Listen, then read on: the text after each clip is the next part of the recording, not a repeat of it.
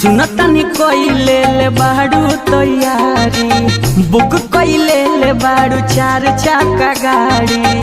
अभी जल्दी हो सुना ना, बोली ना। सुनतनी कइले ले बाड़ू तैयारी, बुक कइले ले बाड़ू 4 चक्का गाड़ी। ई सब काम के दिल मेरा तूरी है, दिल मेरा तूरी है। ऐसा क्यों बोलते हैं?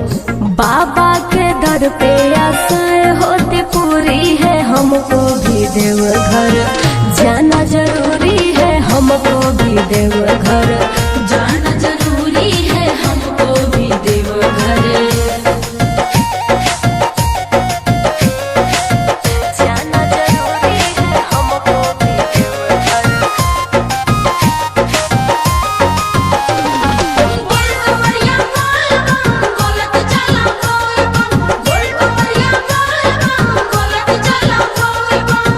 पहिले तू हमके बतवलू ना काहे, हमरो ला कहवर मंगवलू ना काहे। बोलबू ना कहवर का बोली जी? मंगवलू ना काहे। रौरा कहाँ बाट भक्ति में मान जी, बड़ा भाग्य मिले लो शिव के शरण जी। हमसे छुपावल कौन मजबूरी है।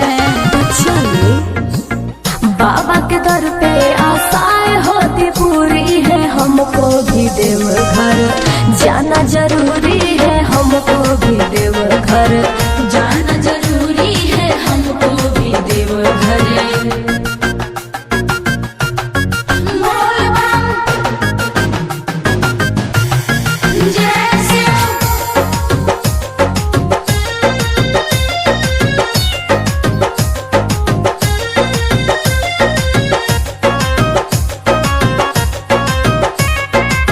हमहू तो भक्त हई महाकाल के, चल दिल काहे अकेले हमके टाल के।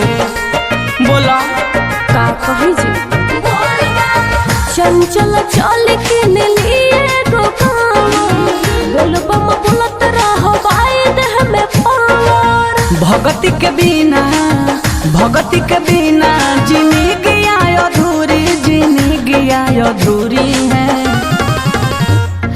बाबा के दर पे आशाएं होती पूरी है, हमको भी देवघर जाना जरूरी है, हमको भी देवघर